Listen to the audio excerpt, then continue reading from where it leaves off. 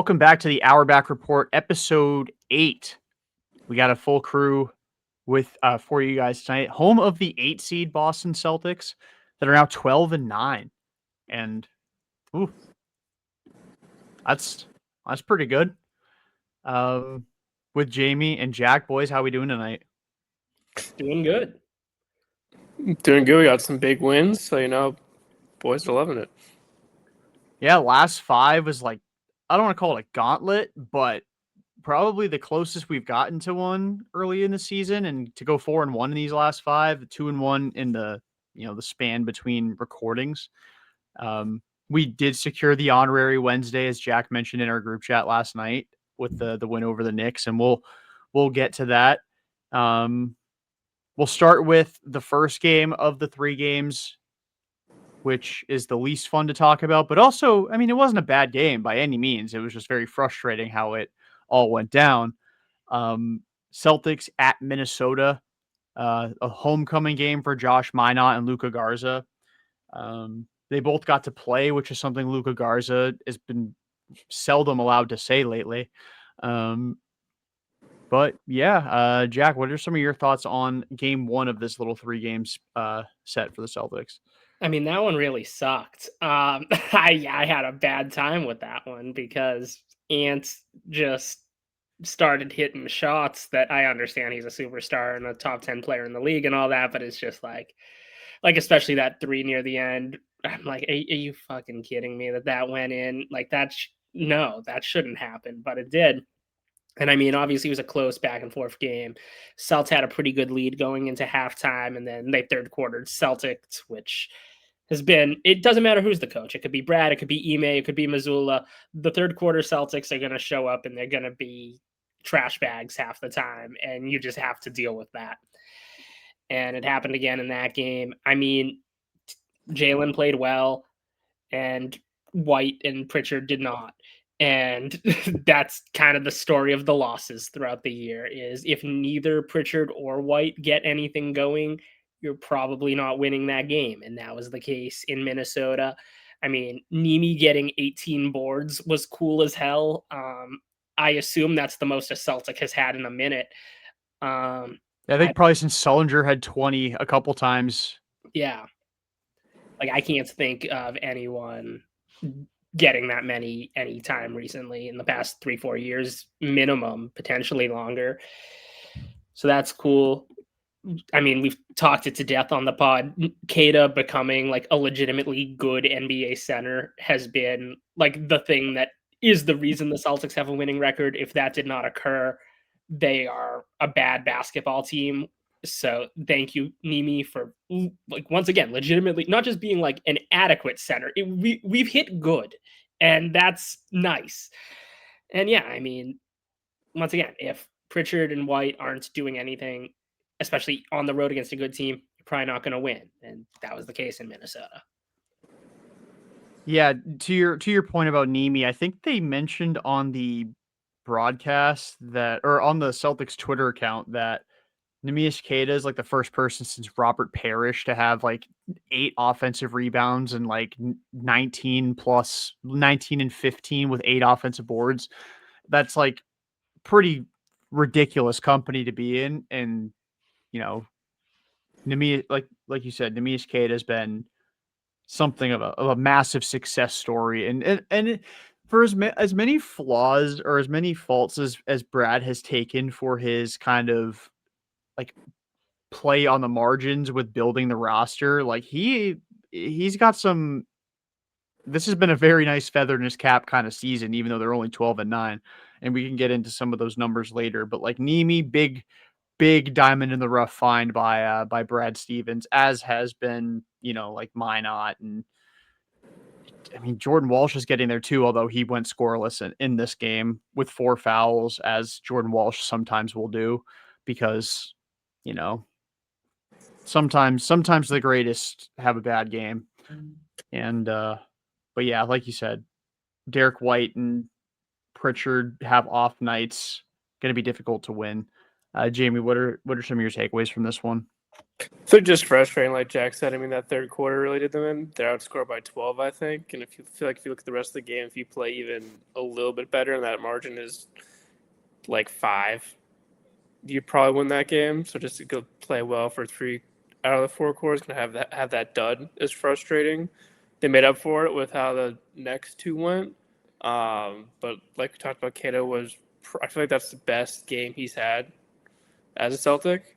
So it's good to see him continue to excel, especially against a good team like the Timberwolves. Like that wasn't against Brooklyn or kind of a sub 500 team you're supposed to beat up with. It was good to see that happen against a team like the Timberwolves. Yeah, for sure. Where did Nimi come from? He came from Sacramento, right? That's where Yeah. he played before. Yeah. Shout out the Kings, A team man, for known just for their player evaluation abilities. yeah. Nimi hadn't played for the Bulls yet, so therefore he did not pass the sniff test to be a Sacramento King long term. But thank you, Sacramento, for that. Now he did miss the second game of this 3-game stretch as he's managing back from his ankle sprain. So we got graced with the beauty of a Xavier Tillman Sr. start against the Cleveland Cavaliers. And I know I sent in the group chat, I don't think he's made a 3 since the finals. He allegedly made one in this game. There video evidence? Yeah, they showed it on the because when Peacock does the games, they will, or at least they did last night, they showed like the little hype video that they do pregame. And apparently Tillman hit like a buzzer beater against Cleveland. I missed the first quarter. So if it happened then, I'm sorry, X. It didn't count because I didn't watch it. But I mean, to start after really getting a ton of DNP coach decisions, 9.6 rebounds, 3 steals, and a block for a guy who can't like move. Pretty damn good for Xavier Tillman, the oldest 26-year-old on the planet. Feel for the guy, but crazy how Luka Garza gets a DNP coach's decision on the second night of a back-to-back with no Nimi, but Tillman played pretty well, even though he was a +0. Decent game for him. What do we think of X? Is he officially back in the depth category, or is he just kind of there as like the unk of the group, even though he's a baby by comparison to some of these guys? I think the unk of the group. I mean, every team needs that one unk. It's good to see him come off and get like 9 points like that, but I think he's still the dedicated unk of the squad. I mean, it's crazy that a 26-year-old is getting the Udonis Haslem treatment. But that's where we're at with Xavier Tillman. He is Udonis Haslem. Which is better than the situation Boucher finds himself in. So, yeah. I mean, yeah, I think with Tillman, it's going to be matchup based. And especially you see these games where if Keita is going to be out, they're going to need someone who is tall to play minutes. Even though Tillman isn't actually tall, he pretends to be. And he plays a tall guy on TV. Yeah. And at least until Amari Williams, you see more from him, and he kind of builds that trust with the coaching staff because he's figuring in here and there in limited minutes. And at the very least, the guy's an athlete, and that's something that you can't really say about the bigs who aren't Keita. But, it'll kind of be matchup based between Tillman and Garza because without Nimi, all their minutes with a traditional big have been kind of bad this season in terms of plus minus and in terms of efficiency. It's kind of they need Keita or they are running the small ball Walsh, Minot, Baylor shenanigans. And that kind of works most of the time, even though it shouldn't. And that's kind of been more playable than Garza or Tillman in a lot of situations. But, Missoula's going to, go with what the matchup feels like. I mean, you kind of got a gift in this Cleveland game, no Jared Allen. So that kind of gives you some forgiveness with Tillman that you might not get had Allen been active. But it is what it is. We'll kind of just have to go game for game when it comes to centers who aren't Keita. That is true. Big game for Payton Pritchard in this one. He legitimately saved my life in this game. Like he popped for 42, one off a career high, which he had. I mean, if this was against Portland, he would have put up 50, because he sees red against them. But yeah, 15 of 22, 6 of 11 from three. He had 42 points, 3 rebounds, 3 assists. I think we kind of take for granted the kind of development Payton Pritchard's had in his career. Like it's kind of like we only remember him being as good as he's been the last few years, and we forget how like he was like Ime had him in Chris Boucher land for a while that 1 year of Ime Udoka, and to the point where Pritchard literally requested a trade. Well, not necessarily like trade me or else, like, because I mean, you're Payton Pritchard. You don't have a leg to stand on. You're not Anthony Davis, but or Giannis potentially. We'll get to that. But please play me or trade me was kind of the ultimatum he gave, and they were like, all right, we'll play you in garbage time, and then he was like the best garbage time player in NBA history. So it's like maybe we should try him when games aren't already over. And now he's like legitimately been one of the best offensive players relative to like volume in the NBA really the last 2 years, but even if you want to go back to when Ime finally decided that he was allowed to play basketball again, he's been fantastic. And he's going to make himself some serious coin when his next extension comes up. Fuck you, CJ McCollum, for that. But that's the world we live in. Jamie, what are your thoughts on Pritchard in this game? He impressed me. I feel like especially night where Jaylen had less than 20, you need someone to step up. It was good to see him be that guy. I feel like we talked about right before the first game or the first episode that they're going to need Pritchard to do that. It was good to see him especially go 6 of 11 from 3. I was just impressed that he was kind of able to take over the offense, especially when you lose that close game in Minnesota, and you come back and it's Jaylen's not his usual 20, 30-point game, and you need someone to score at least 40. So it's good to see him do that and just kind of take charge. Yeah, Jaylen did do everything else in this game, including get to the foul line and like. Okay, so this is the thing that pisses me off about Jaylen's free throw shooting. Like 12 of 16, very good free throw shooting. He was 1 for 4 in the last 3 minutes of the game, while Cleveland turned like a 9-point deficit into like, oh my God, they might win this game. And like Jaylen needs to, if Jaylen wants to spread out those misses a little bit better, that'd be fantastic. But like 1 for 4 in the last 3 minutes drove me insane. I almost pulled out the remainder of my hair watching that happen. But 19, 12, and 11. It's been the year of Jaylen so far. We won't talk about the turnovers. 19, 12, and 11 is all we care about.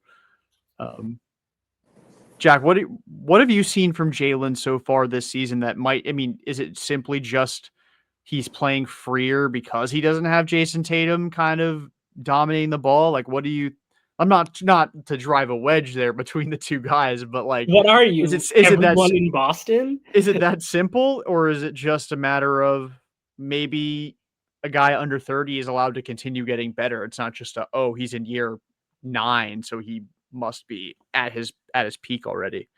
Yeah, I think there's kind of always been continuous growth with Jaylen that has sometimes been stunted due to injuries because Jaylen doesn't sit out when he's hurt. He came back very quickly from Skate, and then that led to the whole propaganda about him being unable to dribble. And like, not that he's Kyrie, but like people act like Jaylen Brown is an absolute butcher with the ball in his hands, which like he's not. I understand he had that playoff series against Miami where it was ugly. He had like 12 stitches in his hands. I don't know what you wanted from the guy. And I mean, the efficiency has been the thing with him. The fact that he's taking the largest volume of shots he ever has in his career and has the highest responsibility he's ever had, highest usage he's ever had. and is making shots at a level he hasn't in his career to this point is great. And I don't know if it's because the offense is a little more catered to his strengths because Tatum's not the primary ball handler and primary scoring option, or if it's just, he's getting more confident with who he is as a basketball player at this point of his career and kind of isn't playing to prove anything the same way, which everybody is always trying to prove something, but there's no more of like the artificial, like who's the guy, like who do you want taking the last shot kind of thing happening, where it's like, okay, this is his team right now and he's going to do what's in everybody's best interest to go win the game. And it's been good to see. Yeah, the turnovers are still a thing, and it's exacerbated by the fact that he is now the primary ball handler. But I mean, when he's scoring this much, this efficiently, playing well on defense, I can't be upset about anything that's happened this year regarding Jaylen Brown. Not that I ever really am. I love Jaylen. He's my favorite player on the team, and I'm really happy for him. Yeah, and this was a very Tatum-esque game for him in the sense that he didn't have his best shooting night. He was only 3 of 13, but he only took 13 shots, and he got the hell out of the way of Payton Pritchard and let him just shoot the daylights out of the basketball.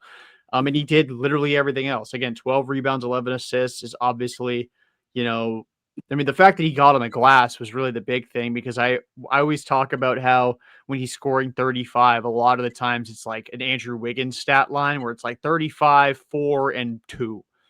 And like his plus minus kind of comes and goes with however the team is doing. But he had 19 points, got to the line a ton, didn't shoot particularly well overall, but again, 12 rebounds, 11 assists, was the team high second best on the team in plus minus at plus 16. Hauser led the team at plus 19 in his first start since we pretended that Sam Hauser was a starter back at the beginning of the season before Minot and then now Jordan Walsh. But this game did bring us some the shenanigans, as you mentioned, with Shireman and Walsh double big, double small, as the front court, and like they held their own. Like I don't know, this team's scrappy, and I kind of dig it a little bit. It's like we're back in the punk rock Celtics era, but without Isaiah Thomas, instead it's Jaylen Brown, which is, I don't want to say it's cooler, but like Jalen's got a little bit more in the tank, I think, than IT. IT just went nuclear in the fourth quarter every single game. But yeah, and that game got way too close at the end. I legitimately thought I was going to pass out watching Darius Garland hit like fall away threes in the last minute of the game. That drove me nuts. And then the play that I wanted to talk about is like, so they're up 2. One, why the hell is Donovan Mitchell passing the ball in with under a second left? Is that not the one guy you want shooting the ball?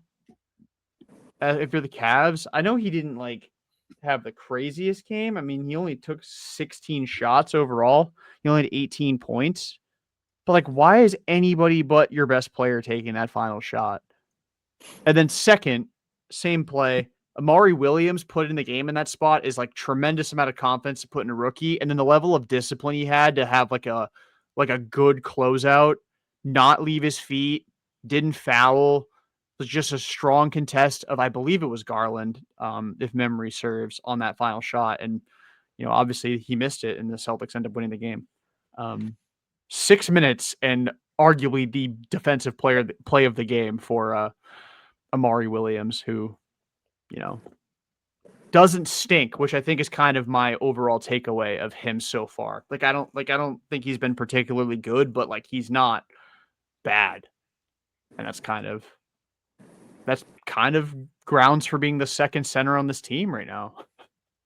The bar is not that high.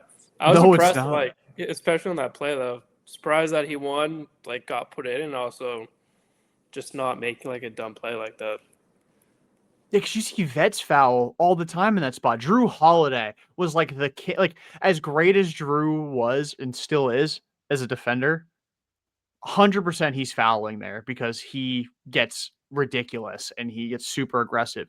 Avery Bradley always was fouling in that spot because he's just so balls to the wall. Like the only person I've really seen kind of consistently, I don't even want to say consistently, but like the only time I've seen a guy like truly not foul in that spot feels like Marcus Smart. And I'm not comparing Amari Williams to Marcus Smart, but that's just how rare you see a guy like actually defend without fouling in such a frantic situation, because that game was slipping away. Like defeat was right there in there. Like they were snatching defeat from the jaws of victory right there.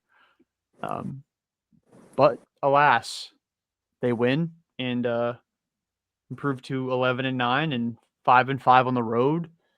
And any final thoughts on this game before we get into the most exciting one, the honorary Wednesday?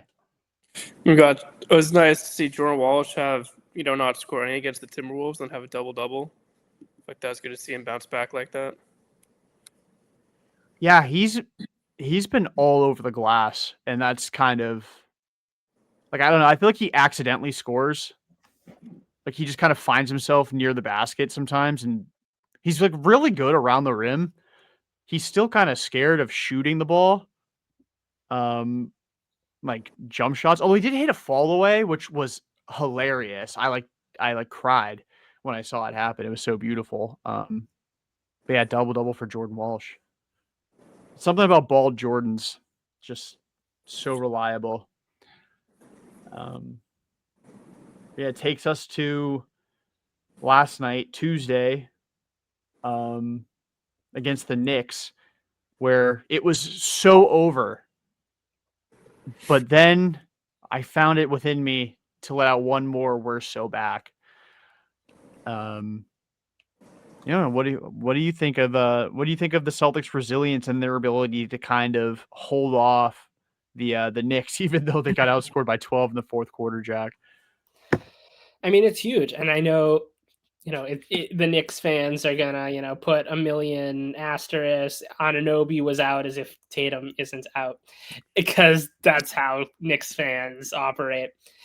But I mean, it's huge, and I think the Knicks have been like a kind of weird team to this point this season. The same way, kind of the entire Eastern Conference has been weird this season. I'm not convinced anyone is actually that good yet. In the East, like in the West, like obviously you have Oklahoma City, who are an absolute wagon and refuse to lose games, and you have Denver. You have a lot of like actually good teams in the West. In the East, I don't know who's actually good. Like Detroit has the best record, and I'm not that convinced they're for real, as good as Cunningham is. But you see with the Knicks, it's like they're very inconsistent on a game-to-game basis. And, luckily we were able to take advantage of that by kind of, especially the second quarter, where we kind of just ran them off the court. And I think, this game in particular, you kind of get significant minutes from all of Walsh, Minot, and Hugo. And that's kind of what this season almost feels like to this point, however many games, we're 21 games in. So like basically a quarter of the way through the season. You want to develop these guys who you hope can be significant role players on a great Celtics team. And if Walsh and Minot and Hugo are like 15, 20 minute or so per game guys on a very good team, which each of them has shown flashes of throughout this season is a success regardless of how it goes, because it's always been that transition year in a lot of ways. Like obviously I'd love to go win a championship and get Tatum back and make some big trades and all that. But like, I'm not going to be upset if that doesn't happen. What I will be upset at is if it's May and we're looking at the roster and we're like beyond Jason and Jaylen and Derek and Payton. And at this point we can count Nimi in, not having any serious contributors beyond those five. So hopefully, you keep just getting good production from these young players, and they really haven't had consistent like 3-and-D athletic wings, even when they were good and won the championship a couple years ago. That's not really an archetype they had coming off the bench. And if suddenly we have three of them, I'm not going to be upset at all about that. I think that's great. Yeah, because I remember that was Malcolm Brogdon's like calling card when they traded for him, and then he was absolutely no defense. Yeah, He was a lot of traffic cone. three. Lot of three, no D. Um, I mean, to a degree, I mean, like Hauser's been the closest they've had. I mean, Right. Grant, but like Grant, like he was kind of one or the other like he always did one of them, never both, rarely both. Sometimes in the playoffs, and then he yelled at Jimmy Butler and then turned into like Isaiah Thomas defensively or Carson Edwards defensively, where it was just like Jimmy was just shooting over that man. But yeah, the young guys have been awesome, and I watch Hugo Gonzalez, and I like not to get all boomerish, but I'm like I watch him like that dude is a winning player. Like he just makes so many individual plays, and if he even gets like some semblance of a consistent shot, like that, like you want to talk about a dude who could like feasibly replace Derek White when the time comes where either it's another salary crunch or you decide you're so far out of it that you need to trade somebody of high payroll, or you just think that, better to recoup assets. Like Ugo's a guy I could see kind of stepping into that role of just making those winning plays, shoot, 6 to 8 threes a game. And if he's shooting at like 35 to 40%, as like your number 3 or 4 option in the lineup, or even maybe a 6-man, that's pretty damn good. And it's, again, this has been a good year for Brad draft picks. But yeah, Jamie, what are some of your thoughts on this game? The resiliency impressed me a lot. I mean, I feel like in the first quarter it started out bad. Like those first 10 minutes were very frustrating. But it was good to see them come back. I mean, Walsh looked good again. Simons had 12. I feel like they showed a lot with this game because it could have gone really badly. It could have been really frustrating, but they kept finding ways to win, which they've done, especially during the stretch against good teams. So it's good to see them figure that out, as the season goes on. They are ridiculous from inside the arc, by the way. Like they don't miss 2-pointers. They were 36 of 47 from 2-point range in this game.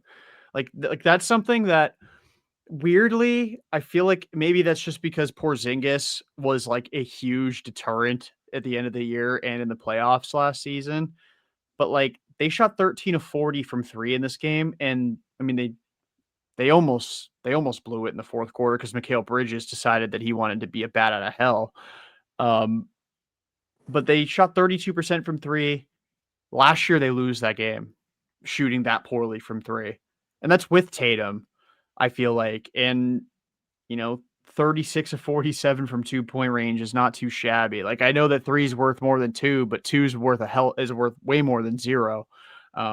They're finding ways to score, which is gigantic. If the threes aren't falling, you need to adjust, and that's what they've been doing. And it helps that Jaylen had one of his best games ever, whether you want to talk about efficiency.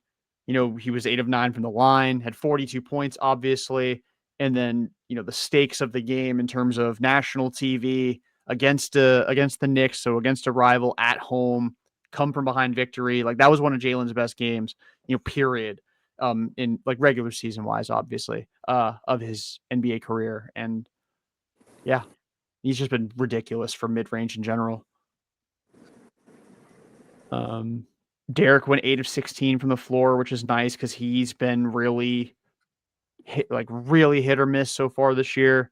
Pritchard had a coming down to earth game after Cleveland, but still was 4 of 13, so not like completely brutal. Nemi was 4 of 4, but then like didn't play at all in the second half. And Minot, again, like that dude's gonna win them a playoff game, maybe even 2 at some point in his Celtics career, because he's just, that shot is broke as hell, but goddamn, does it look pretty when it goes in. He's a menace. But yeah, I mean, any other takeaways? I feel like a lot happened, but Also, I want to talk about okay. Mitchell Robinson. Okay.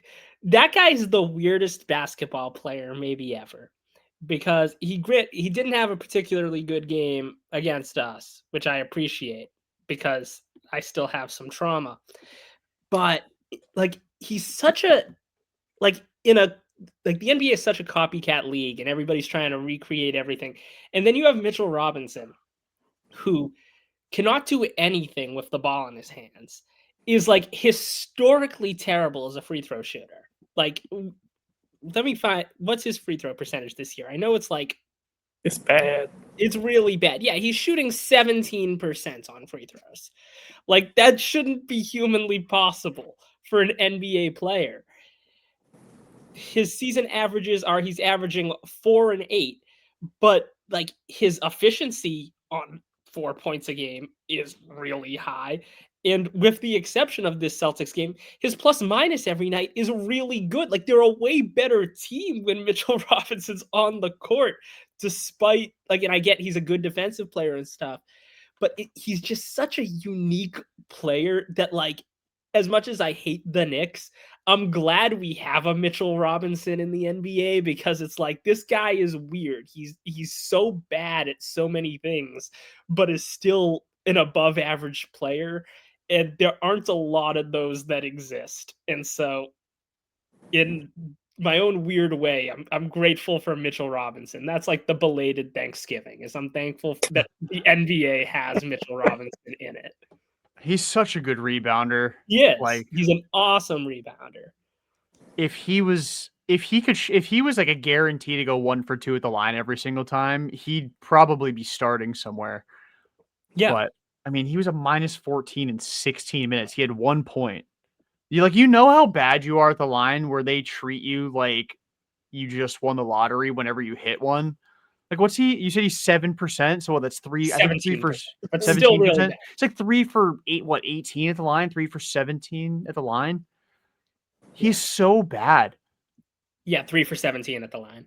And for some reason, like he's still shooting above 50% from the line for his career. It's just gone sideways for him in the last few years. I don't know if it's the yips, what it might be, but well, it's weird too because last year was actually his career high at 68%, and this season it's just gone the complete opposite direction, clearly, and it's just really weird because yeah, he's a tremendous rebounder, one of the best in the league. And you know he's a really good athlete, even with all the injuries he's had throughout his career that have kind of made availability an issue for that guy. But yeah, it's just so fascinating watching him play the game of NBA basketball because it's like there's no one in the league like you, and you're cool that you exist because everybody feels like they're degrees away from someone else. There's no one in the Mitchell Robinsons here in the NBA. Like he is his own thing. Yeah, I think the closest would probably be no, because Claxton's way more athletic. Yeah, but like as far as like horrid rebounder, but like genuinely horrid free throw shooter, but like genuinely good basketball player. Although I mean he's been on the Nets, so somebody's got to put up numbers there. Yeah, they also love him in New York too. You know how hard it is to be loved in New York? Well, shooting forget about your profession. At the line. Yeah. Like they love him out there. Yeah. He's what was that? That's gonna be a return of the Celtics legend too. Who? Yabusele. Oh, Gershon, yeah. He was also Handsome terrible. Bear. He was also really bad in this game. Yeah. You know who else was really bad in this game? Jaylen Brunson was horrible in this basketball game. 6 of 21. Yeah, but he's the clutch player of the year, Jordan. I don't know. He was so bad. Oh my god! Like I think he made 6 shots. And I think 3 of them were on Anthony Simons. Like so he was really 3 of 18. Because one, how do you miss against Anthony Simons? And then makes against Anthony Simons don't count. It's like homering off a position. Like it doesn't really count. Like, yeah, sure, for your stats, maybe, but we don't need to. R.I.P. Yeah. We're back. Okay. I don't know why this keeps happening to me. I need to figure something out. Anyway. McBride starting for them has also been like a thing that is begrudgingly good. And I know like him and Hart are both starting at the moment because Anunoby's out. But like McBride as a point of attack defender has like actually unlocked a lot of things for the Knicks defense because it's letting McHale play off ball more. Where like McHale's a good on ball defender, but he's one of the best off ball defenders in the NBA. And like they are a much better defensive team with McBride out there with the starters. And I hate that they've unlocked this and figured this out because I like it when the Knicks are bad. Yeah. But like McBride is the point of attack guy, and letting McHale kind of play free safety in that defense has been really, really effective and is schematically very good. So do you think Hart would go back to the bench when Anunoby comes back? Yeah. I think Hart's the sixth man now.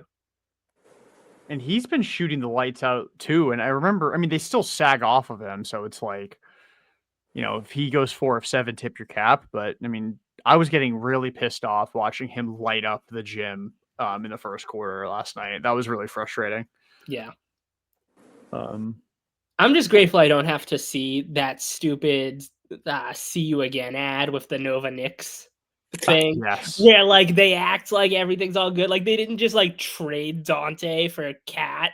It's like, you can't like say like this is all good and you're all boys as if like you didn't literally trade this guy to Minnesota. Like it was like every time I'd see that hat, I'm like, hey, are we doing this right now? Like this is so dumb. They traded him. They had the ball. Like it's not like he was like forced to Minnesota by like the divine decree that he must go there. Like no, they traded his ass.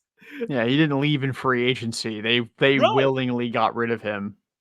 Which I mean, it's Cat. Like, fair enough. But like, come on now.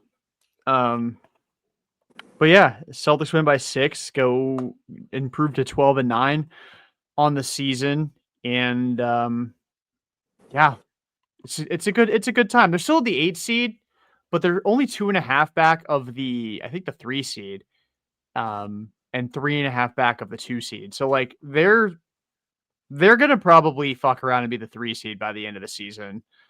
They're scrappy. They beat good teams. And like they're still a tough out at home. Now it makes you really upset about a couple of the losses that they do have, mostly still the opener against Philly, but also like I don't know, they're tackling Jaylen Brown against Utah. Yeah, they're a 12-9 team, but I feel like they've played more like a 15-6 team. And I think their plus minus or their point differential kind of lends you to believe that as well. They're going to, barring injury, be a very tough out in the Eastern Conference again. And like this team's getting Jason Tatum back, allegedly, at some point. I mean, it's very difficult to watch this man's like he's posting on a Snapchat story him like doing step backs over the coach, and I'm like, please stop. Like, you're giving me way too much hope. And I mean, I know we're getting close to that point where it's like we're going to start seeing him start practicing again. Like we're already in December. Like this man feels very far along. Like I'm starting to think we're getting like the Alex Bregman, like, oh, we'll get the last few games before the All-Star break, see how he recovers, and then really kind of baby him for a couple months and then unleash him in April. I'm starting to get that vibe with Jason Tatum. Even if he comes back as like a bench player for like the first like small handful of games, I could totally see that happening. And I don't like that I can, because it makes me feel like they're rushing him. But I don't know. This team's getting Tatum back though. That's like ridiculous. Like, you know how we felt last year about when Porzingis was going to come back? Like, we get to do that with Jason Tatum now. And the East is just as mediocre. It's beautiful. It's cinema. It might be even worse somehow because the Pacers are gone. Yeah, that's true. That's true. And like we've got I mean, they've been replaced by the Raptors, but like I'm almost in like I'll believe the Raptors are good. Like similar to how I was with the Blue Jays this year. Like it'll be like April 10th, and I'm like, the Raptors still aren't good, and they'll have like 56 wins. And I'm like, Yeah. they're not a good team. And then they'll go to Game 7 of the finals against the Lakers. Oh my God. No. It's all the same. And then fucking I don't even know who's a bum on the Lakers that's gonna hit the game. Yeah, Bronny James is gonna hit the game tying 3 at the buzzer in the fourth quarter. Oh my God, no! It's the NBA script right there. And then Austin Reeves is gonna have his Will Smith moment. He's gonna hit a game winning 3. That is, it's so funny that Austin Reeves is now like a top 20 player in the NBA. Like, but we're there, it feels like, which is insane. But we've somehow gotten there, even though I do think at the end of the day that roster construction is going to be what costs them. I don't seriously believe a team that's 2 guards are Reeves and Luka can like defend Oklahoma City in the playoffs. Like, I don't believe that. And I know like they have the ghost of Marcus Smart, but like that perimeter defense is going to be atrocious. Like I know they're winning games and both of those guys are scoring like crazy. And LeBron seems almost happy to be allowed to play off ball for the first time in his career, which I wasn't fully expecting, but he seems like he's having a good time with it. But I don't buy that guard pair on defense for 1 second. Yeah, I mean, they're the 2 seed in the West, and they have the 7th best point differential. They're tied with Phoenix in point differential for the Western Conference. So, and Dylan Brooks is carrying that team. So that's so gross. Dylan Brooks. That's so gross. The Dylan Brooks, Grayson Allen rage bait wing duo is gonna result in some great moments this postseason. Oh my God, they're going to commit so many atrocities on the game of basketball. There's going to be so many injuries that are caused by them. Like, you thought Matthew Dellavedova was a knee-seeking missile. Like, what are Dylan Brooks and Grayson Allen capable of doing in a 7-game series? Do they even need 7 games to wreak that kind of havoc? Well, you know who they'd play in the first round of the playoffs? The LA Lakers. Oh my God. I'm so sorry your career has to end like that, LeBron. Game 2. Dylan Brooks will clothesline him Kurt Rambis style. Like, there is no way LeBron survives like the first game in Phoenix with Dylan Brooks on the other sideline. There's just no way. And then if for some reason, like the Memphis Grizzlies are the 9 seed, if they sneak into the 7 seed, like Ja will probably try and throat punch somebody as well, because God forbid he plays basketball. Man. So what you're saying is the playoffs are going to be just an all-out brawl. Yeah. Like, this is great because, you know, with how good the Pistons are, like, this is Isaiah Stewart's heaven. Because I've still never seen him play basketball. I've only seen him like fight. Every time I look up at the screen and he's on the screen, he's like fouling someone, yelling at a ref, literally fighting, like sprinting after LeBron. That man doesn't play basketball. Him and Dylan Brooks on the same team would be even more dangerous. Hey, the man knows his role. Yeah. He is Ben Wallace circa Malice at the Palace, but only that part of Ben Wallace. But anyway, more on do we have anything more on the Celtics before we get into some of the shenanigans going around the NBA? I feel like we should end with the Giannis stuff, because I do want to talk about Chris Paul a little bit. We also have some mock trades that the world needs to We do. We right here in this little book right here. We got some mock trades for Giannis Antetokounmpo in there. Including one war crime. Including one. Yeah, any final thoughts on the C's? I feel like the last 5 games was one of their hardest stretches of the year, maybe their hardest. So I was impressed to see them go 4-1, especially with some of those wins coming on the road and coming like within 5 points. Yeah, they're definitely grifting some clutch wins, and I think that's almost like a silver lining to them almost blowing the last 2 games is technically clutch wins. So hey, it's like the one run win Red Sox where they like give up a 2-run shot with 2 outs in the 9th to cut it to 1. It's like, no, 1-run win, you know. Mm-hmm. But yeah, moving on to the NBA at large. Chris Paul's been banished to Chris Boucher territory. No, because Chris Boucher is employed. That's true. Well, I mean, Chris Paul's still technically employed too. He's just not allowed to be around the Los Angeles Clippers organization. They've sent him home. Yeah, so like there's gonna be a wave going on. And like I don't know if does anyone want Chris Paul? He's bad now. And like I think the Clippers handled this poorly, obviously. But like let's not pretend that Chris Paul isn't kind of an asshole. Like everyone's kind of like brushing that aside. It's like there's a lot of guys in this league who don't like Chris Paul. And like just because like he does insurance ads and he's buddies with LeBron doesn't mean like he's this like beloved figure the way like a lot of people want to portray him to be. But it's like there's no team that's actually like good that would want to give minutes to this version of Chris Paul. Like I've seen people be like, "Oh, he needs to go back to Oklahoma City because he raised those children." It's like it's already a knife fight to get minutes in Oklahoma City with how deep that bench is. They're not going to give minutes to 80-year-old Chris Paul. If he wants to retire and be an assistant coach for the Thunder, maybe there's an avenue there. But like he's not going to play in Oklahoma City. They're 21-1. They're not going to give him minutes. Yeah, Gordon Hayward couldn't hang with them. Yeah. And he was at least still able to move and like function as a basketball player.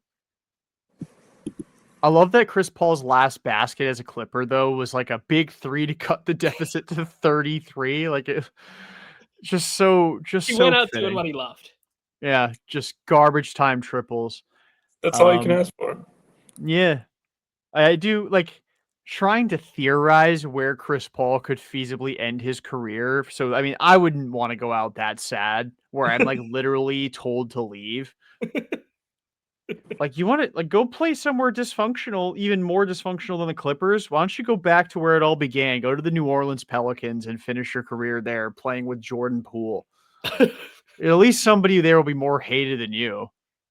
Like, you get to go watch. You get to go babysit Zion Williamson and lose did you see that basketball report games today that like I guess, and I didn't see who it was from, so it might not even be like someone super legit.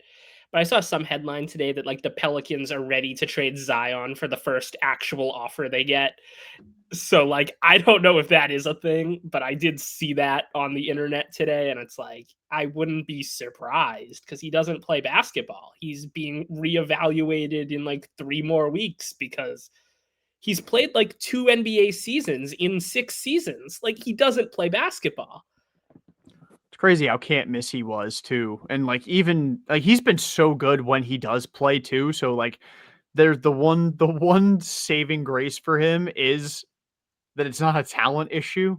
No, but like good lord, and like he lost all that weight and people like, but now it's not done anything for his his health. He just doesn't play basketball. It's crazy. Chris What's Paul he would be a making for very money? good Chicago Bull to like recreate Dwayne Wade. And like I could see that. Same number too. Do it for the storyline. Yeah, I could see Chris Paul be end of the bench Chicago Bull. They already have like 500 small guards. Might as well get a 500 in first. Or Go if he to was Brook. banished to Sacramento. That would Well, be that's where he him gets traded and at the deadline. him and Russell Westbrook on the same team. If this Again? were 2000, yeah, if this were 2011, oh my God, how crazy that would be. You can go to Brooklyn and just stockpile assists on that screen or that play off the screen to Michael Porter Jr. that lit the Celtics up. Yeah, I really don't know where he could go play. Like, what team needs a point guard? Like, That's Orlando old wouldn't. and bad. Yeah. Like, it's important to know. Like, it's not what team needs a point guard who's good. It's what team needs a point guard who sucks. Yeah. Yeah, like Who I'm wants looking. to make their team worse? But maybe sell a couple jerseys. Oh, you just is that Danny Ainge's music I hear? Who is their point guard right now? Isn't it Keontae? Is he their point guard? I Yeah, think he is so. 6'4". Yeah, so maybe not even the Jazz, dude. There is like nowhere for him to go. Wizards, nation's capital. Yeah, go play with Chris Middleton and the Unction. But he already got banished from an Unction because like the oldest team in the league is literally the Clippers, and he got kicked out. He got thrown out of the nursing home for being an asshole. Like, still crazy though. I mean, you're 5-16. I mean, he would have had. I wonder what kind of stories are going to come out about like actual incidents involving Chris Paul, because he's always been an asshole and he's not always been good. I mean, he's been like a very good player for a long time, but like the last couple of years, it's not like he played in San Antonio last year, and I didn't hear anything about him causing any sort of issues with the Spurs. Unless I'm just ignorant, which is possible, but like it seems like He invented a new Malkin slur for French people. did he? That's why he's It's not just- a slur this year. Yeah, that's precisely why. Luke Cornett was like, "I'll sign, but you cannot bring back Chris Paul," and like you got to make sure you're listening to Luke Cornett's demands. Well, you got to keep your star happy. Exactly. You don't want like. I'm surprised they didn't give him the max contract. To be honest, that's Well, he was a willing really to good like take a pay cut to build a championship level team around him. Like, that's a true winner in the model of Tim Duncan. Yeah, that's a very, very good point. Luke Cornett is the modern day Tim Duncan. No controversies, nothing flashy, just pure Completely hoops. underappreciated by casuals. Exactly. Pure hoops, though. Pure Hall of hoops. Fame. Hall of Fame, yeah. Elite fundamentals. NBA champ. You know? Just needs 4 more. Just needs 4 more. He's going to be a Celtic again at some point in his career. Yeah. Like, without question, he will be back. And I like, it makes me sad that there is a period of time between stints, but he'll be back. There's no way that he's gone forever. You can go. Chris Paul could go to Portland. Like, you want to talk about an organization that's with Drew and Scoot Henderson? Go there and have a blast. He'd be the least controversial individual that has been affiliated with the Portland Trailblazers in 2025. So there's an option. And they're not bad. I mean, they're 8-13. They're the 10 seed right now. So, the Bulls, I think, are the 9 seed still until they're the 10 seed. Actually, I lied. The Bulls are the 10 seed, so they are back in their rightful place. Shall we get into Giannis? Sure. Yeah. So yeah, Shams Charania reported today that Giannis, his agent, and the Bucks met and talking about the future of Antetokounmpo and whether or not the best thing for his future is staying in Milwaukee or getting traded. There's supposedly going to be a resolution, at some point. But it begs the question of what teams makes sense for Giannis, what teams could actually acquire Giannis Antetokounmpo. And like disclaimer, not the Celtics. Sorry to burst people's bubble, but I mean, I guess before I get into my war crimes that I have in this trusty book here, Does just that have some the Epstein list in there? no, Okay. it doesn't. I had to double check. But there are a lot of names in this book, so I mean, Like talk some national secrets. we got the Giannis files here. But yeah, I mean, you read a report like that, like what's going through like you guys' mind, Jamie. I'll start with you. With you see Giannis might be getting moved. I feel like it would just I wouldn't be surprised, but just be weird to see him in a different jersey with everything he's done in Milwaukee. But I'm excited to see the bidding war. I mean, I feel like the reports that are going to come out about teams going after him, what those packages could look at, I feel like that's going to be very entertaining. Especially like what teams are willing to give up and the salary that you have to take on too. I mean, it's gonna be fun seeing NBA Twitter GM and then like what actually happens. I'm excited for that. Yeah, he's making $54 million, so that is not a very easy contract to match. But it should be fun to see, should he get traded, what exactly, because I mean Milwaukee shouldn't trade him for anything less than a king's ransom. And that's not alluding to the Kings being on the Giannis files. They are not. I will not to burst anybody's bubble there either. But Jack, yeah, what is your initial reaction to the news that Giannis might be on the move? I mean, why wouldn't he be? Because he's given his entire career to this organization that after winning a championship has provided him no level of support to get anywhere near there again. His finals run en route to that championship might be the most dominant finals run by an individual player that I can think of in my time watching basketball. He was so otherworldly in that postseason. And they've made no real effort to give him the roster, the coaching, the bench depth, anything to approach that. He's been a one-man army with Brook Lopez for the past few years, who is now part of the unction with the Clippers. But like they don't have the talent to actually compete, and they haven't tried. They got rid of his best friend for Kyle Kuzma. Because I understand ever since the injuries, Chris Middleton hasn't been the same player, but it's Kyle Kuzma. Like, at least if you traded him for like someone good, it would be fine, because like I understand you can't be that sentimental. And I know they tried the Dame trade, which I never would have done. I always didn't love the Lillard fit there. And I think what Holiday brought to that team was a dimension that ever since trading Holiday, they haven't had and haven't been able to be as good since. And I'm not saying if they just ran it back with Holiday and Middleton and Brook forever that Giannis would be happy and have a second or third ring. But they needed to try something, and everything they've tried has been failures. And now they've signed Miles Turner, and that's not doing anything for them.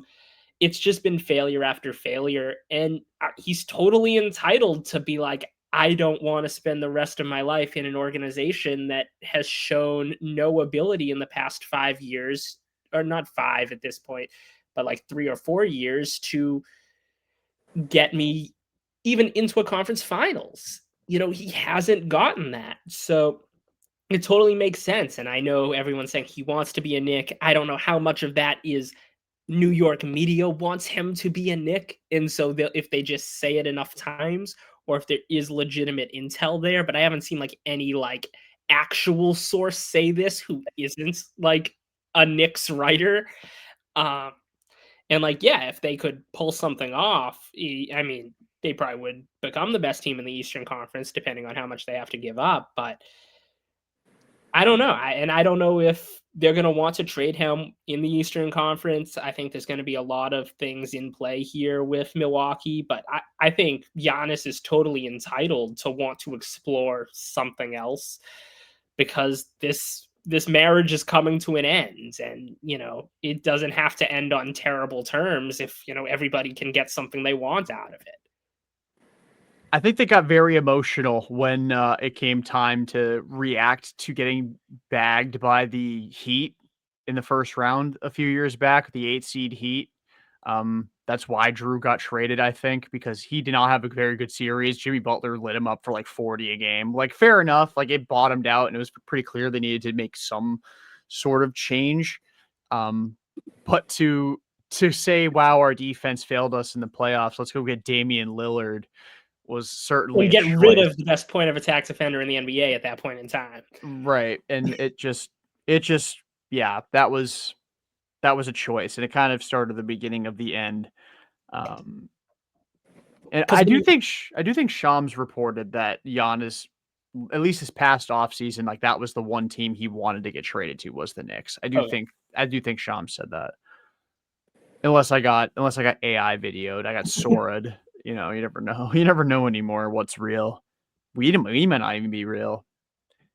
But I've concocted. But Tusky is real. Who? Tusky is real. Tusky is real. Yes, Tusky is real. But I did concoct some trade packages here. They are of varying levels of insanity. A couple of them are like, I don't want to say a couple of them are legitimate because that makes the other few sound like they're not legitimate. But a couple of them are probably more likely to happen than the rest. If you guys are ready, I will begin with the first one and get you guys' thoughts. And we'll go one by one here. First one. The New York Knicks get Giannis Antetokounmpo and Andre Jackson. The Bucks get OG Anunoby, Mitchell Robinson, Deuce McBride, a first-round pick from Washington in 2026. Well, the Knicks have the pick via Washington for 2026.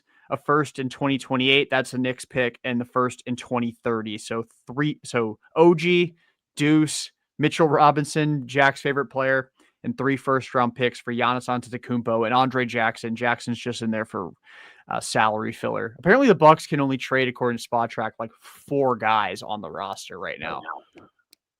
As disgusting as that is, Jamie, what are your thoughts on trade package number 1?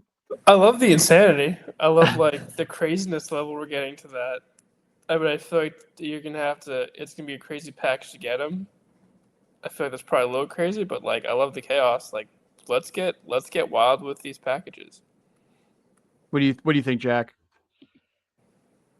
I don't think it's enough. I think, and it's because it's Giannis, and I mean you see, Mikal Bridges was what 5 picks plus a swap, I believe, when the Knicks got Mikal. Yeah, but did any players go back to Brooklyn? I'm trying to think what happened in that trade. Let me pull up the Mikal Bridges trade because that is important. Bogdanovich, I think it was just Bogdanovich and 1 million picks. And Shake Milton, and then 4 unprotected. Mamadi Diakite. 5 picks, a swap, and a second. So it's like if that's the return on a Mikal Bridges, who's like a top 40 player or so, this is a top 3 player. So like there's gonna have to be a lot of swaps in there, potentially. Not even that the Bucks would necessarily take them, because if you're trading Giannis, you're kind of bottoming out. I wouldn't be surprised if they do ask for Towns potentially. Like they're gonna want a lot in this sort of situation because it's at worst a top 5 player in the league and probably the 3rd best player in the league behind Jokic and SGA. So it's going to be hard to find a package that feels like enough, and I think that's a situation that the Bucks are going to find themselves in as well, where nothing is going to actually make them happy unless, Wembanyama's available, but he's not. Like, He's not. like Also, yeah, just learned that Giannis is only a year older than Mikhail. right. So, like, yeah, that's the thing. Like, you're not getting like an old man. Like, he's No. still like in his prime, top 3 in the world guy. So I think they're gonna ask for Towns. They could potentially ask for Bridges. Like, it's gonna be a lot if the Knicks go get him, but especially if it is the Knicks, because I think the Bucks know the Knicks are desperate and kind of will have to give them whatever they want. All right, we got trade package number 2, and I did, and full disclosure on this one, I did run through the players that that you are going to say that the Bucks are going to ask for, and according to Spot Track, they legally cannot make these trades. So at least not this season. It would have to end up being the off season that these guys could get moved because they have extensions kicking in. But this is Giannis to the Oklahoma City Thunder. This is where Sam Presti gives up 1 million draft picks because he's been hoarding them. They've got 4 this year, by the way. The Oklahoma City Thunder do. So they just draft all European guys at that point and stash them? Probably. Or they trade them to Milwaukee for Giannis Antetokounmpo. So yeah, the Thunder get Giannis. The Milwaukee Bucks get Cason Wallace, Isaiah Joe, Isaiah Hartenstein, and 5 first-round picks. 2 of them coming from this year, 2 from next year, and the OKC pick in 2028. That is AJ Mitchell eligible to be traded? He was. I don't believe so. I believe he was one of the guys I plugged in. Because I feel Chet like couldn't be moved. Yeah, J-Dub couldn't be moved. But yeah, like I know they'd probably want one of those guys, but yeah, legally, if you can't do it, you can't do it. Because I think if Mitchell can be traded, I think he's a guy who would totally be part of it because he's having a huge breakout season at the moment. And like Cayson's a good player. I think Cayson's a guy who you're going to see, like his long-term outlook isn't in Oklahoma City. He's going to either get traded or leave in free agency at some point because they're not going to be able to match him in restricted free agency with the second apron and all. Cayson's gonna become like a very, very good player on his next contract. I feel confident in that. But yeah, I think they're gonna want more, even though like the thing is with Oklahoma City, they have 4 firsts this year. Like they theoretically could offer like 10 firsts. And like at that point, does Milwaukee do it? Maybe, because it's 10 first. It's a whole roster. That's a whole roster's worth of first-round picks. It's crazy. But they're probably one of the only teams I think in the NBA that can trade for Giannis and still be the team that Giannis would want to go to. Like, they're still talented enough. Like you said with the Knicks situation, like they'll probably have to trade one of Cat or Mikhail. And I know that, obviously if they're only trading, sorry, I dropped something. If they're only going to trade one of them, they'll still have the other. But like if you're trading Cat for Giannis, are you going to just put Giannis at the 5? I mean, you could get away with that for sure, but I don't know if Giannis really wants to play the 5. Mitchell Robinson and Giannis on the floor at the same time is spacing nightmare. And they're still going to do the hack of Mitch. Like imagine having to play 30 minutes of Mitchell Robinson because you had to trade Cat. Like that would literally sink the Knicks. I think in a playoff series. And then, if you're trading Mikhail, like that's still like you're still sick. And I don't want to pretend like they're not probably the best team in the East with Giannis, but Mikhail is a special kind of player. They gave a 5 firsts for him. They gave a 5 firsts for him. They're gonna have to give up that degree of picks again for Giannis. Jamie, what are your thoughts on the OKC trade package?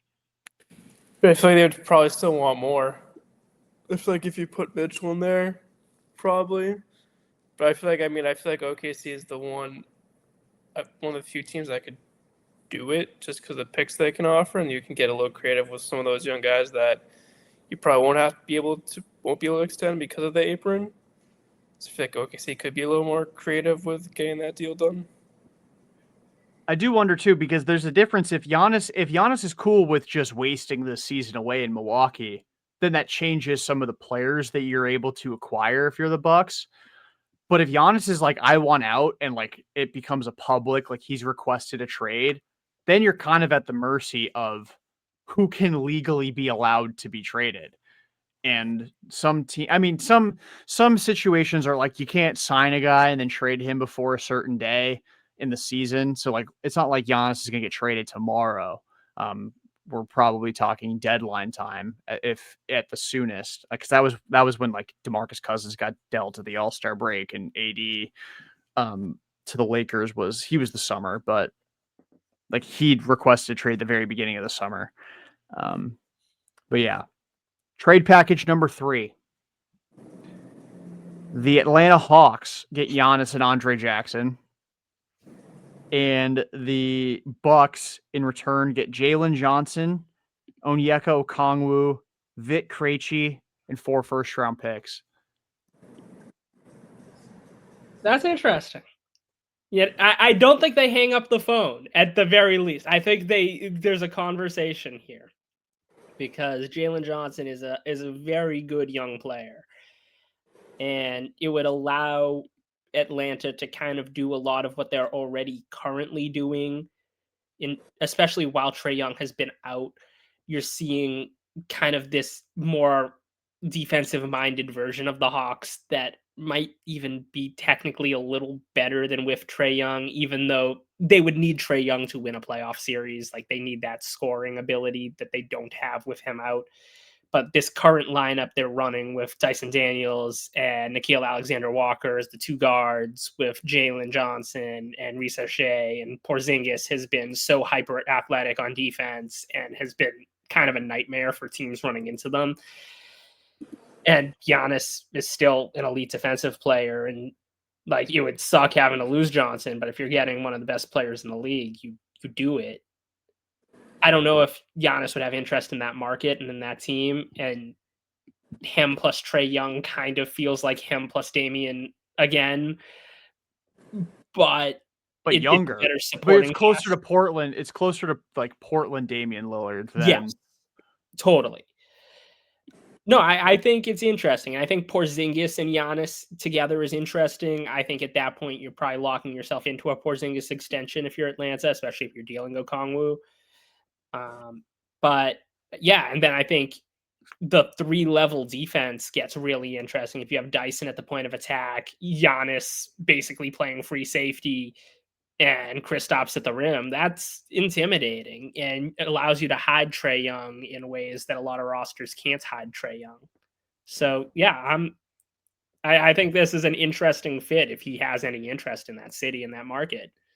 I mean, he is in Milwaukee. Like, I don't know if he's really got it. If he's got his eyes set on like the New Yorks or the LAs or I don't even know. Like, it's definitely not Boston. So I don't want to throw them in the mix.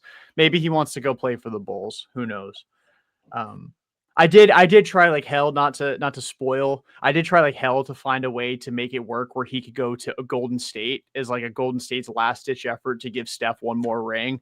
It just wouldn't work without them having to move like contractually, like having to trade either Jimmy Butler, who is too old for the Bucks to really want, or Draymond, who is not even close to good enough for Milwaukee to want as like a headliner for Giannis. And Kuminga would be part of that trade as well. But like, it's just, there's too many moving parts. Milwaukee would have to waive like 3 guys to make it work financially and roster construction wise. But yeah, I think this one of the 5 that I created, like again, the next 2 are going to be a little bit ridiculous. But of the 3 that are actually 2 team trades, that one's my favorite and also the scariest for me as a Celtics fan because God, that's fucking nightmarish defensively at least. Like you can pick on Trae Young all you want, but if Giannis is standing 4 feet behind him, like ready to block your shot anyway, Good luck. And then Porzingis is standing 2 feet behind him. Exactly. Or maybe it should be the other way around because Giannis can jump the highest, or at least can without risk of injury. But yeah, Jamie, what are your thoughts on this one? I like Johnson going back to Atlanta. I feel like that would be, going back to Milwaukee. I feel like he'd be a good player for them. I feel like it would be fun to watch Trae Young and Giannis play together, and then just Porzingis as like the third fiddle, just kind of like chilling. But I feel like that is like kind of the most even of the three so far. Yeah, thinking of like Giannis would be like if Clint Capella was good at basketball, like as far as the lob threat, like Trae Young would get like 14 assists a game just throwing it in the direction of the rim and letting Giannis throw down. And then he'd still get us 30 every single night. So now we dip into that's definitely not going to happen land. I wanted to find a trade that gets the Celtics involved just for fun. So this one does involve the Celtics, and it is. I'll start with who the Celtics get.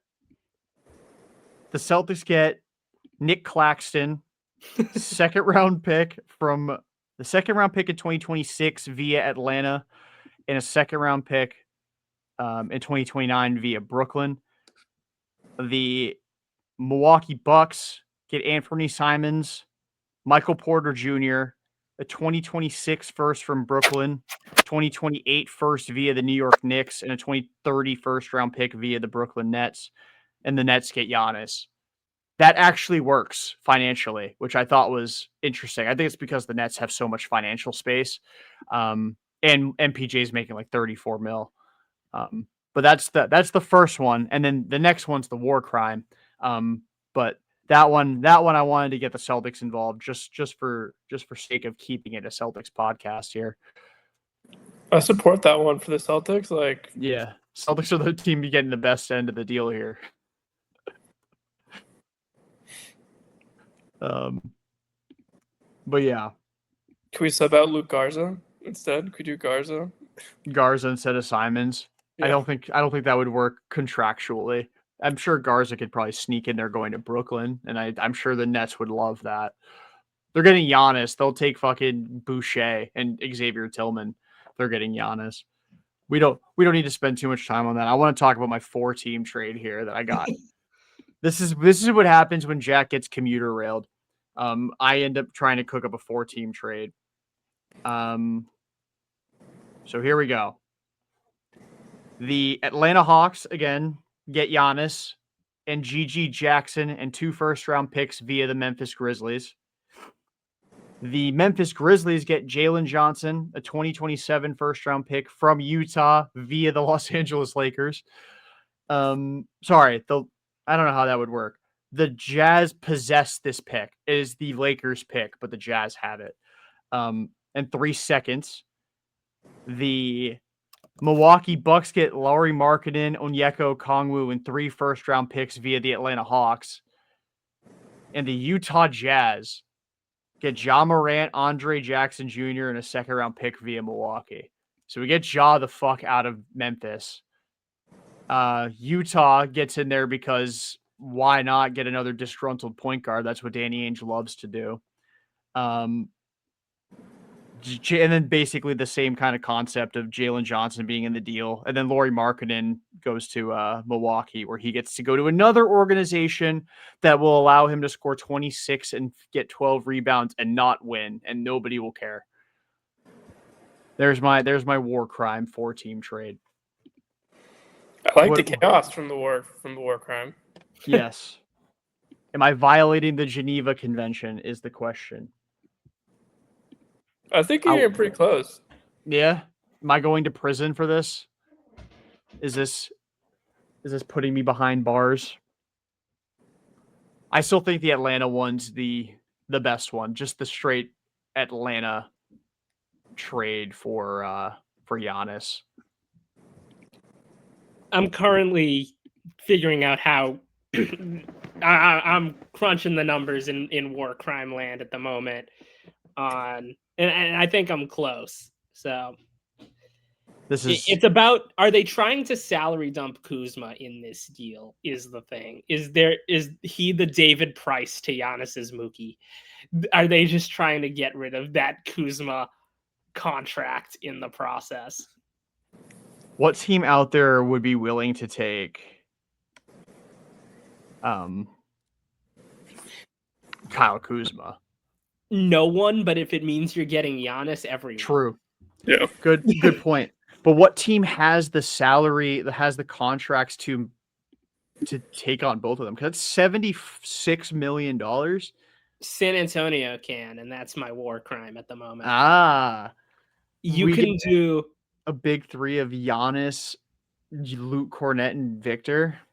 You can do Vassell, Keldon, Dylan Harper, Sohan, Harrison Barnes, and a million picks For Giannis and Kyle Kuzma. for Giannis and Kuzma. I think that you keep Castle, you keep Fox, you have Wemby, you have Cornette. It sucks having to include both of Vassell and Keldon in order to fit Kuzma into it. Because Kuzma sucks. But if it means you're getting Giannis out of it, you probably still do it.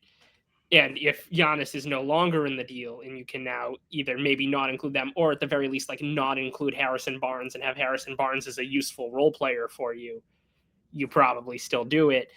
But if eating that Kuzma money either lessens the number of picks you have to include, or, that sort of thing, San Antonio can do it, and can do it without including any of Wembanyama, Fox, or Castle. And having Giannis and Wemby is a terrifying concept, because that instantly is like the best defensive thing to ever happen. Yeah. They combine for like 12 blocks a game. They would take turns. That would be crazy.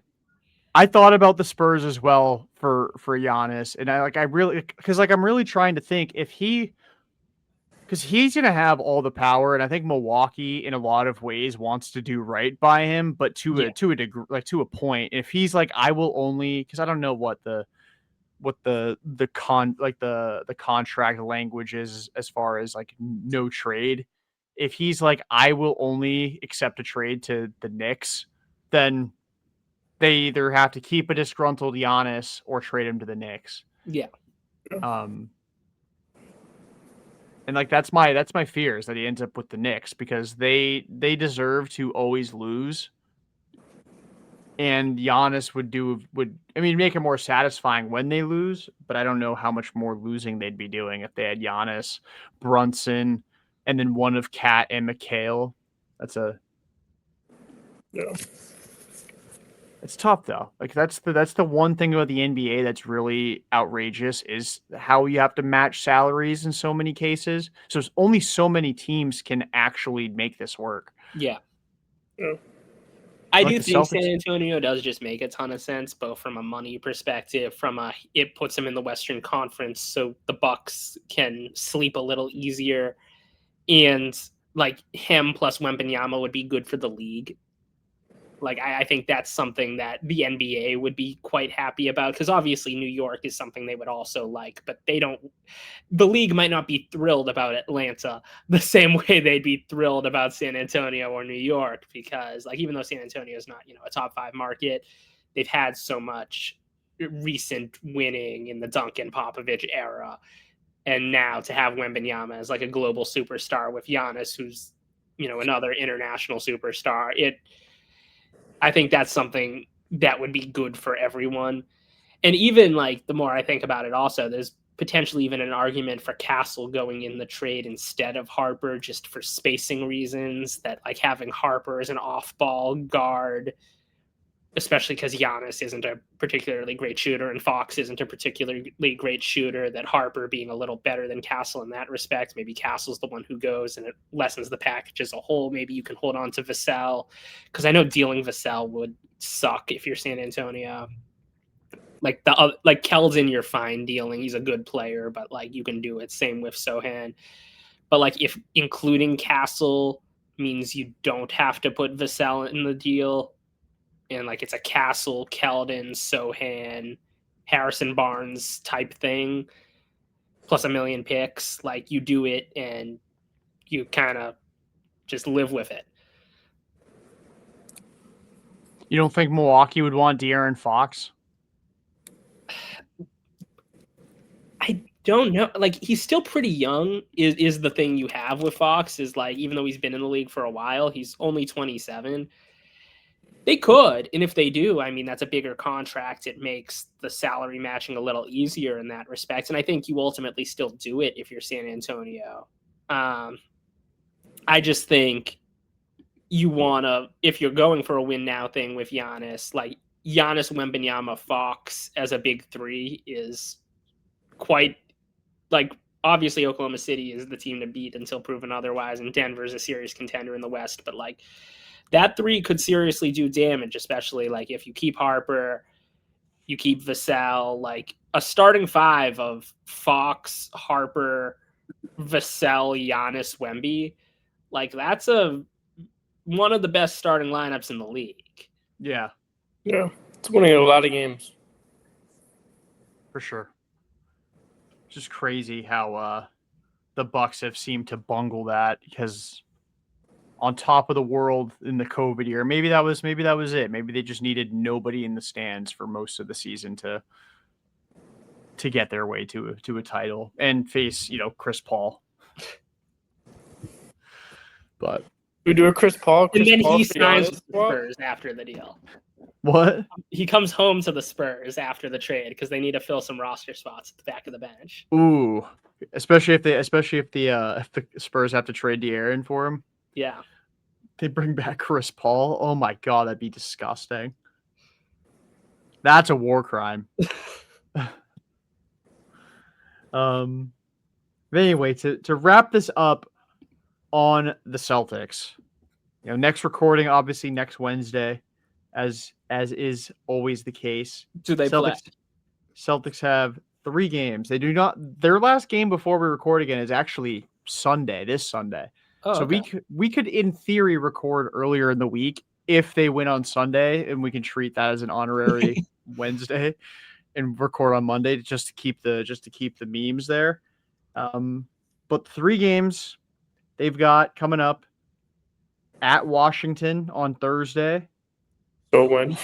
home against the Lakers, another back-to-back on Friday, and then at Toronto on Sunday at 3:30 p.m. Patriots on the bye week, so you have no guilt in watching the Celtics play the Raptors, a team that I do not declare as good. So respect Brandon Ingram. No, I won't actually. Mamu becoming like one of the best role players in the league for the Raptors is awesome. Like he's been so good for Toronto this year. It's like really funny that Mamu is like legitimately like maybe the best backup big in the NBA now. Man, the fucking Raptors are 15-7. Like why? Why? He's shooting 40% from 3. That is absolutely crazy. How do you pronounce his last name? Mamuk. I'm not even gonna try. Mamu Kalashvili. Yeah, I did try. I failed. Yeah, that's good enough.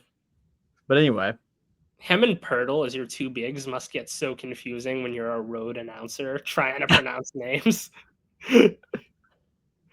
Oh man, you probably just call him Mamu. Yeah. Like you got to. It's like, or you just call him by his first name.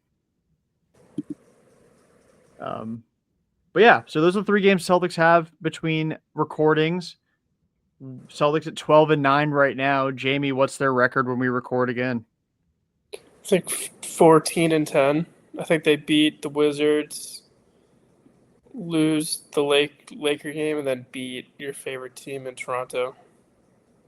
Big fan of Canada over here. Jack, what do you have for their record?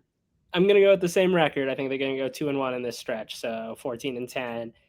I'm going to say they win both halves of the back-to-back, which I know generally doesn't happen, but the Wizards aren't a real game as far as I'm concerned. Like, that's a bye week. Like, you're oh no, we're playing Chris Middleton. Like, it's CJ McCollum. It's going to be fine. And then I think they're going to be amped up playing the Lakers at TD, especially. I believe this is the first time playing the Luka Lakers, right? I don't No, think they played them once last year. Oh, they did? Yeah, Okay. and they won by like 18, I think. It was like right after Luka got there. Okay, I blacked out that game existing, but and Luka is out at the moment. I don't know if he's gonna play in that game. He's not playing tomorrow for personal reasons, so I assume he'll be playing by then since it's personal reasons. But I just think they're going to be amped up for that game. I think it's going to be a nail biter, but I think they're going to win it. And then I think they're going to go to Toronto and get raptured. I have a bad feeling that feels like clear lose after going on a little win streak on a Sunday afternoon over the border. So I say they win both in the continental US, but they lose the international series. Getting a Raptor just does not sound like fun. No. Especially if there's sinners on the team. I have this little 2-game stretch that they are coming off of, starting a little winning streak. I actually have them at 15-9 when we record again. I have them taking all 3 games of these upcoming. It'd be hilarious if they end up losing tomorrow to the Wizards now that we're like all like that's not a real game. And it's like when the Nets beat them at TD Garden. I almost went to that game too, and I'm so grateful I didn't. Like, I was considering getting tickets to the last minute to that game, but then like that was the only time I was going to be able to see Wicked, so I'm like, okay, I guess I'm going to a different Emerald City than TD Garden. Imagine you were 0-2 this year with losses to Utah and Brooklyn. I wouldn't go again. Yeah, no, that would be it. I'd retire. You'd be the Liam Fennessy of the Celtics. Yeah. So it's a good thing I didn't go because, yeah, no one would want to go with me, and understandably so. Like, I'm still invitable at this point. Like, it's just one game. Yeah, you're on probation. Yeah. But well, so are you. I am. I'm like really trying to find the right game to go to again. And like I'm looking at, like, I mean, they play the Pistons at home on the 15th. Tickets are dirt cheap. And it's like that's a game where if they lose, it's like, well, the Pistons are really good. So that might be when I make my return to TD Garden, my awaited return. After that, like, you know, the Bulls on January 5th is like really the only one staring at me like the Green Goblin mask. That's kind of it.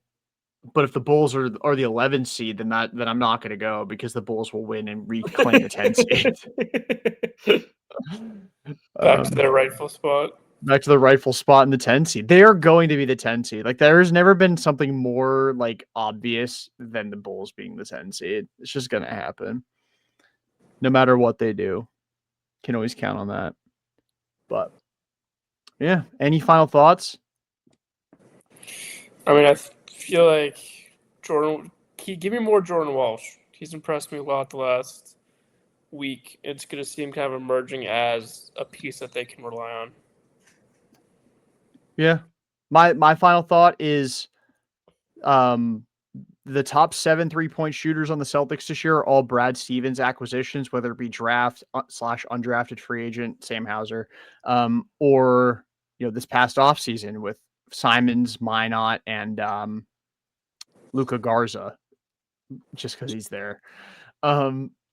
And the 3 big guys that the Celtics lost this past offseason, the only one that would have been in the top 7 in 3-point percentage is Drew Holiday at 36.5%. He would be replacing Sam Hauser for 7th place. So if there has ever been a more in sync roster builder and head coach than Brad Stevens and Joe Mazzulla, let me know, because like Brad loves Mazzulla ball just as much as Joe does. And I think anybody who thought for even the slightest of seconds that Brad would look for another coach, you're crazy. You're You as don't crazy think- as Joe Mazzulla. You don't think Kings management and Doug Christie are on the same wavelength about wanting to rebuild the Chicago Bulls? We'll see what they we'll see what they do at the deadline. Like it's somehow some way they end up with like Patrick Williams, then they're gonna trade like Sabonis to the Bulls for Patrick Williams, and then they're gonna bring Sabonis back in a couple of years because he's a former Bull at that point. I like how mad Doug Christie gets when they lose, and it's like you're coaching the Kings, like you knew what job you were signing up for. Like I mean, it's cool that like he cares, but like the fact that like every 2 weeks he has like a different meltdown about like how they're like an embarrassment and like have some pride in the jersey they're wearing. It's like it's a Kings jersey, man. Like if it was like a Celtics jersey, a Lakers jersey, there's pride there. Like. Kings. He still thinks that it's the Kings that he played for. Yeah. And my guy, where were you the last 15 to 20 years? Because this is the Kings. They've made the playoffs once since they traded Chris Webber in like 2004. They're pretty fucking ass, to be honest. But yeah. I'm losing steam and I'm starting to yell expletives at other organizations. So before I start dead naming Ennis Freedom again, we should probably wrap this up. But so that'll do it for this edition of the Hourback Report. For Jamie and Jack, I'm Jordan. Until next time, peace out and go Seas. We did it.